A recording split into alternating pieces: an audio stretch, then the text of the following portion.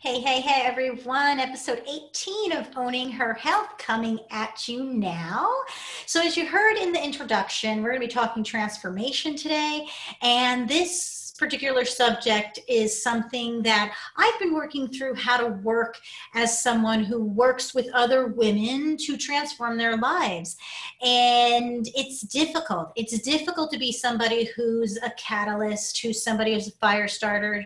And I've always been that way in my clinical practice, in my person. I mean, that's just who I am. Thinking back to being very, very young.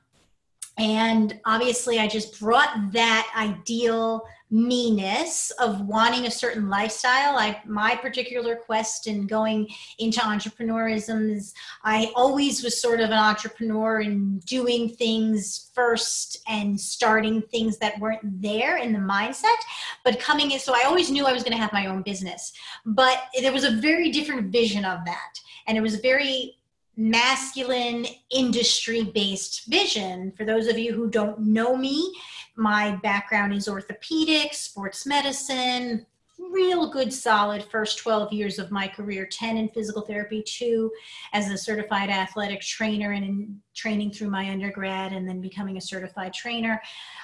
Went right through that route, becoming a PT, ATC, adding on personal training certification to work more into the fitness, which is where I had come from, dance, movement, fitness, bringing it all together with this belief system that the more and more letters that I went out and hunted for, the more valid I would be to one day open that clinic. That was my idea. And in my head, originally, that idea did not really work well with women having babies. I mean, every woman I knew that was a physical therapist either didn't have kids, wasn't married, or was pregnant and had kids and then went and abbreviated their career either by going and working in the hospital on weekends while they were home with the kids and their husband was working in the week, or they worked evenings so they could be at home, or they did like an abbreviated cycle, but it definitely wasn't like a full-time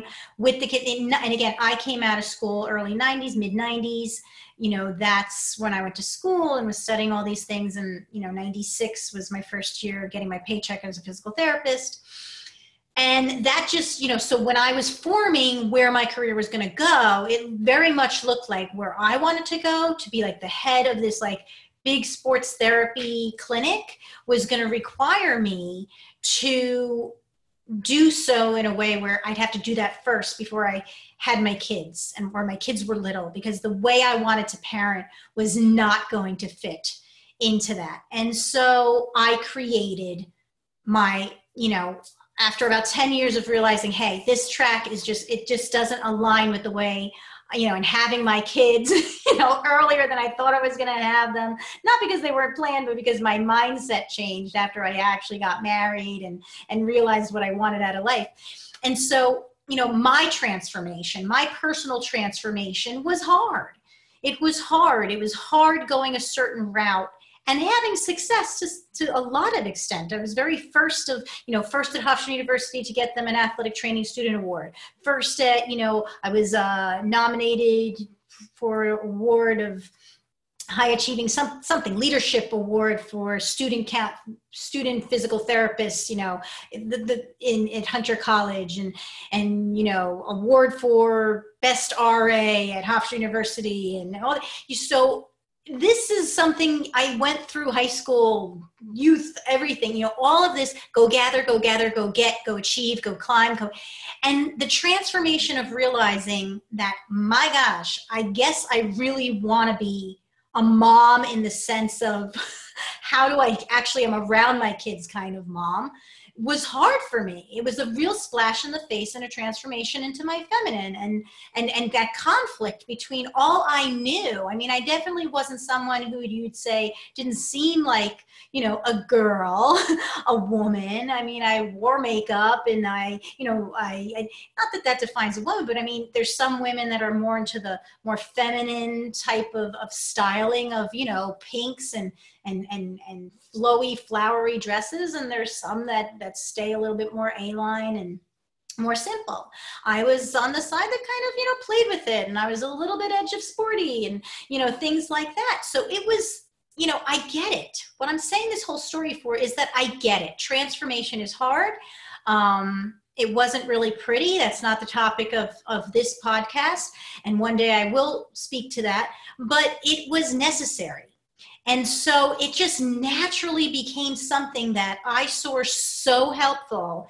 And when you see the light, when you're studying all this yoga, when you're studying all this self-reflection, when you're on that path to enlightenment, you start really realizing what they say, that a lot of this world is BS. And a lot of the things we do for validation is BS. And so, of course, I, in being that way, started attracting clients for physical therapy. And when I went off and became the belly guru, and I finally just said, you know what? I'm not going to just have this thing on the side. I'm going to actually own it and believe in it enough as a new way to treat women in Charlotte, North Carolina, in a yoga-centric, holistic wellness model as a physical therapist, as a women's health, fitness, holistic fitness coach of some way. When I finally realized I had transformed to some extent into something, I couldn't stay. I couldn't stay playing those other roles. I needed to quit the hospital, even though I was per diem, but I was going pretty consistently. I needed to quit allopathic Western model surrounding before I could really give to my more functional, ideal, holistic, blends of Ayurveda at that time, a more Eastern Western mix. I couldn't play both roles because it was so drastic. It was so drastic that when I was at the hospital, the mindset that was going to be accepted, and when I would, and how that wouldn't work when I was in my own center, I didn't want to bring it in. It's not that that's all horrible. It's just not the mindset, the philosophy, the energy that I wanted. And I realized I couldn't do both. And there's hell of a lot of people who are living their life that way. It's not just about their career. It's literally about their life, and they feel it. And it may come out as chronic pain, chronic inflammation in some level of their body, because they're somebody who has been ignoring their body usually. They're people who have been ignoring that they're not feeling good in the life they're living. So those people who ignore that long enough, they usually don't stop until they can't live that lie anymore.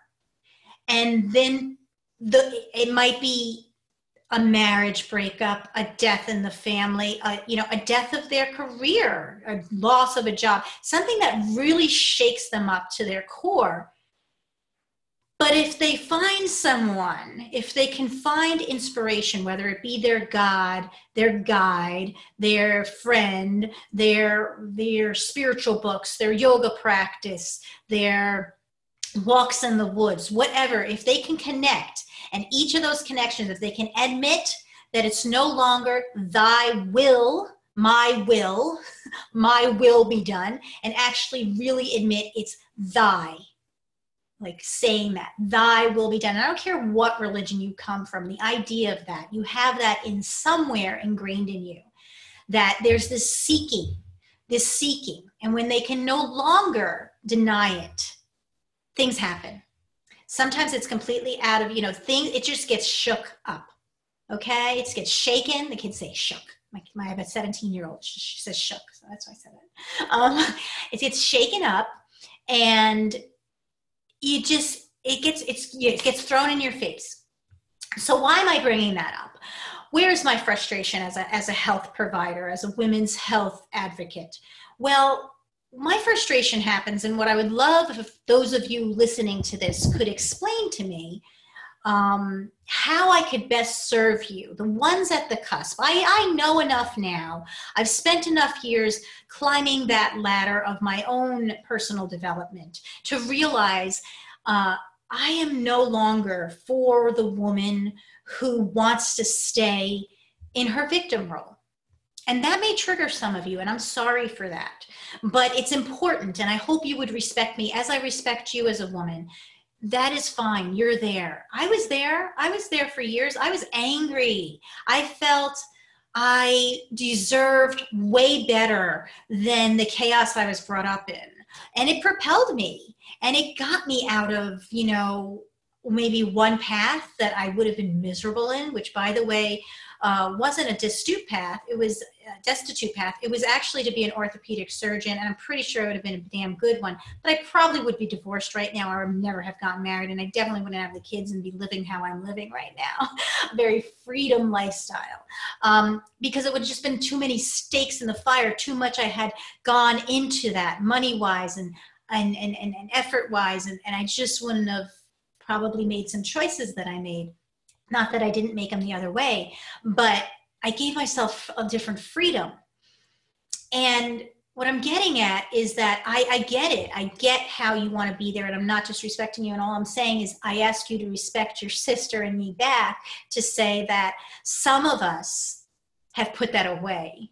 We have put it away and have owned our circumstance. And while we may have been a victim at one time, we decide no longer to define ourselves that way. And you can no longer be in a circumstance as your problem that cannot be fixed, as the reason why you're so miserable, as the reason why you are poor, or as the reason why you are being treated a certain way. You can no longer have that be the reason why tomorrow will be like that, unless you decide that you remain a victim. But as soon as you say, I am a survivor, I am a thriver, I am someone who used to be a victim, as soon as you say that, you shift.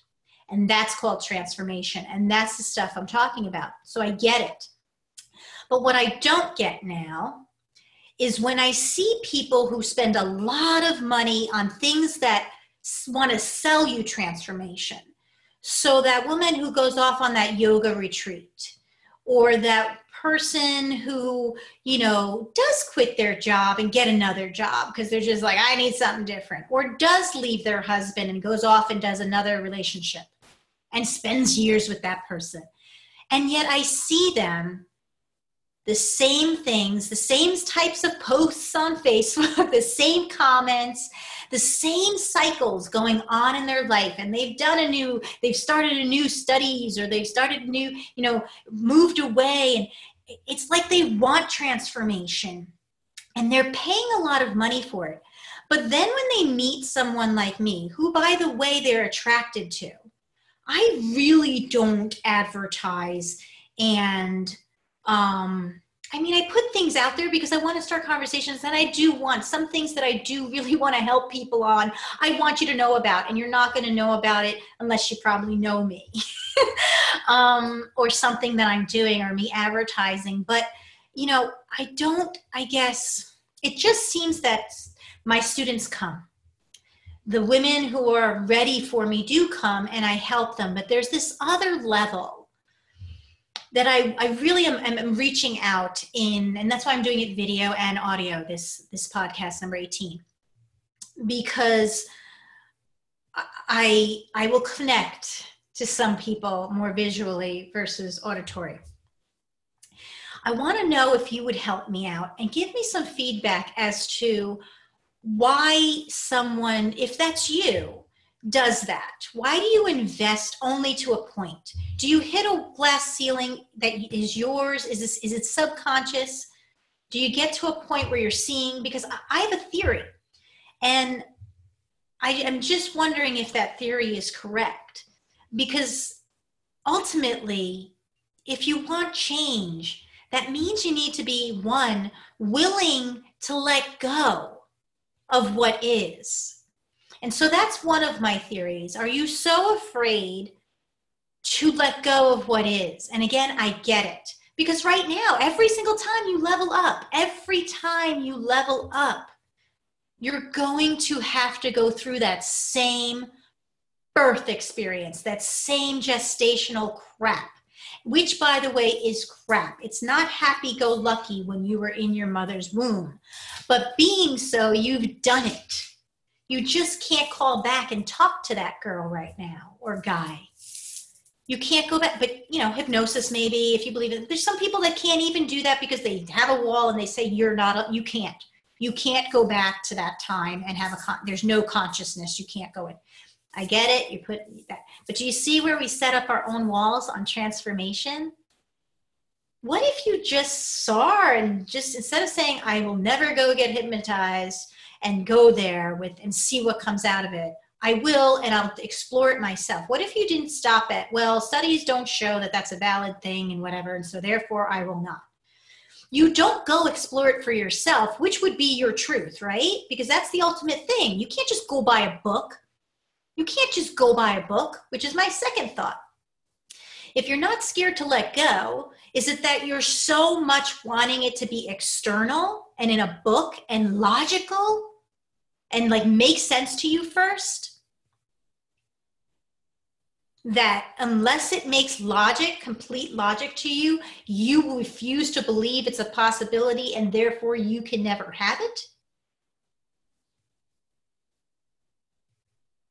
Because the reality is like I was just saying with the hypnosis, you could actually really know if all of those research things are valid in your life by experiencing it.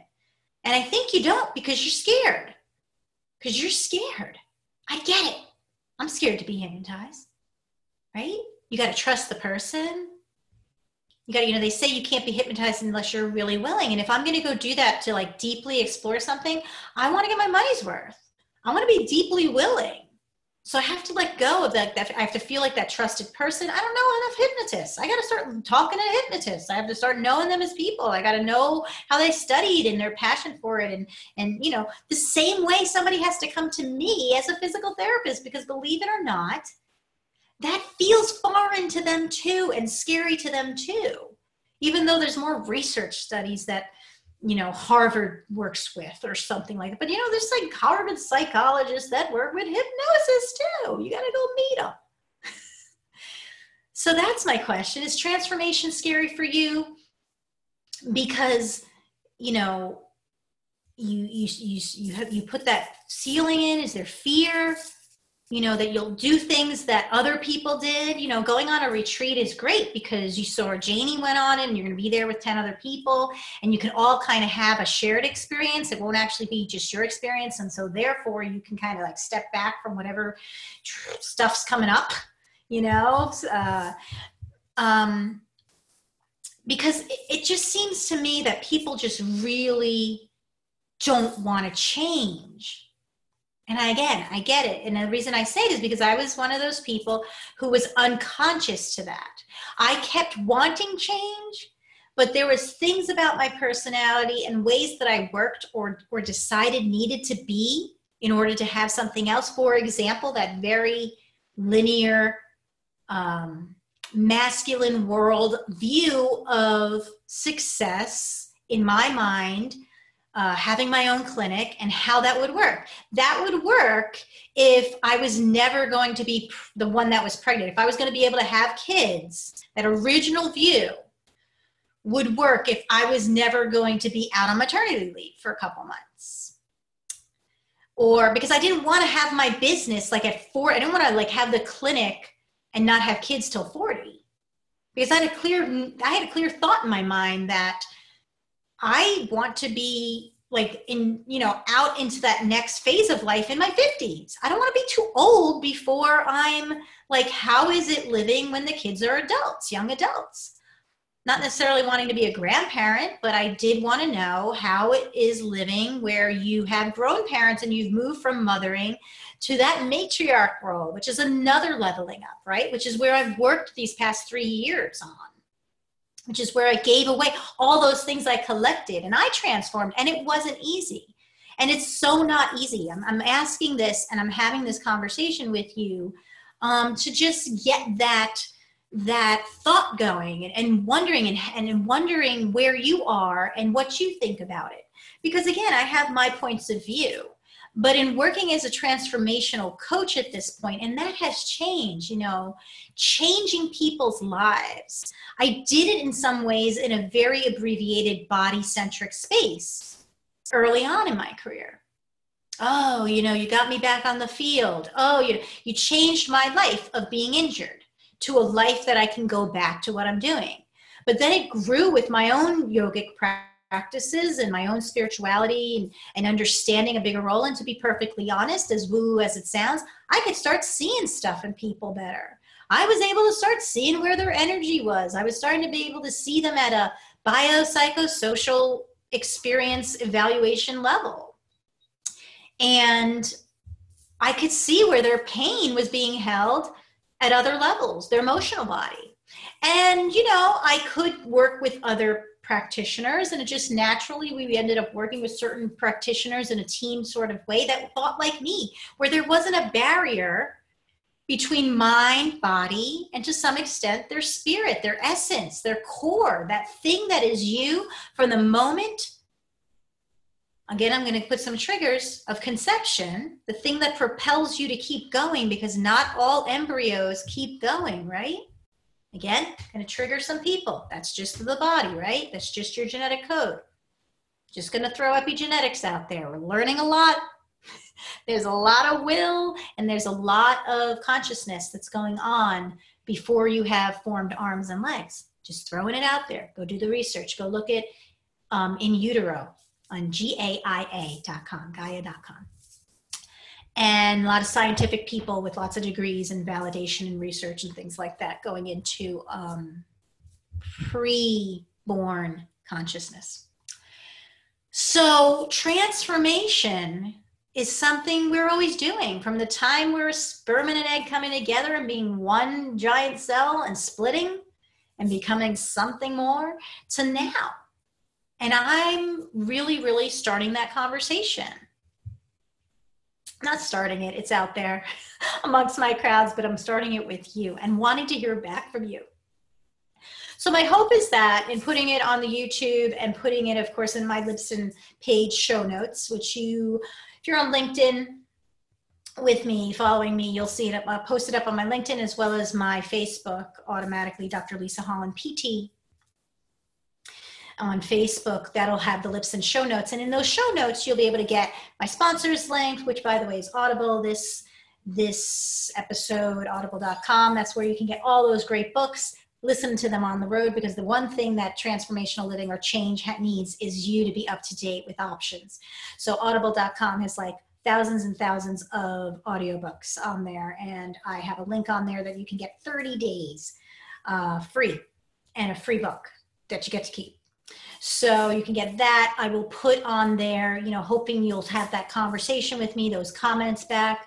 Give me your thoughts. I want your wisdom. I want your goddess wisdom.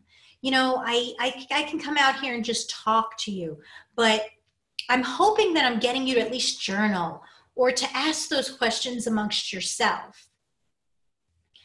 How could I bring transformation more easy into my life? How can I do that? How have you done that? How have you made changes that were big, radical changes? For example, I will see a woman that maybe has moved 3 or 4 times, changing her kids' schools, the environment, different seasons of the year influence, all because her husband got a different job. And yet when I say, let's transform now your body, or your lifestyle, like your stress style, the things you need to do, they're so hooked on that chaos, because it was chaos doing that when they're settled, they're not comfortable. They're not comfortable. They're sitting on the couch, having prayed for months that it would just like calm down, or having told everybody, when I get to Texas and things are settled, we'll chat, we'll have tea. And then it never happens because things are never settled, because that they don't do the transformation.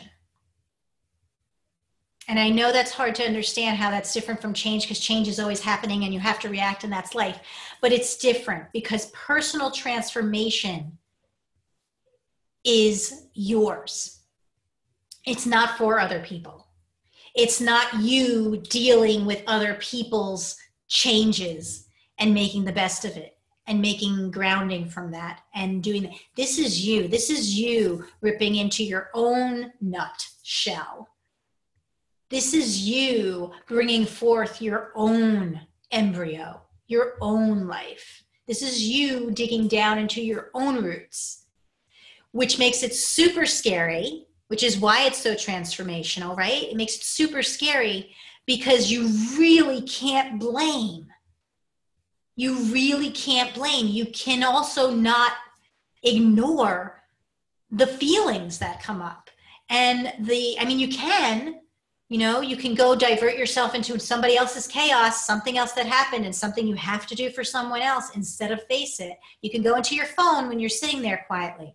That's one thing I want everybody to do, to kind of get a feel of what I'm talking about, embody what I'm talking about here. Because I know that when you're listening to the podcast, it can seem like some ideas and maybe even a little woo-woo and some conceptual, visual kind of things. But the way to bring it home is, I want you to notice how many times you go and grab for your phone when you're someplace alone and you think other people are sort of like judging you or wondering why you're alone. They're not wondering why you're alone. You're wondering why you're alone for a moment. And there may be a very good reason, like you were going someplace on the train and nobody else wanted to go or whatever. But maybe maybe there's unresolved. You're unresolved about that. Maybe you really wanted your husband or wife to go, or your girlfriend or your daughter or son, or maybe there was chaos before you left and you have to settle that down. And it becomes self-soothing.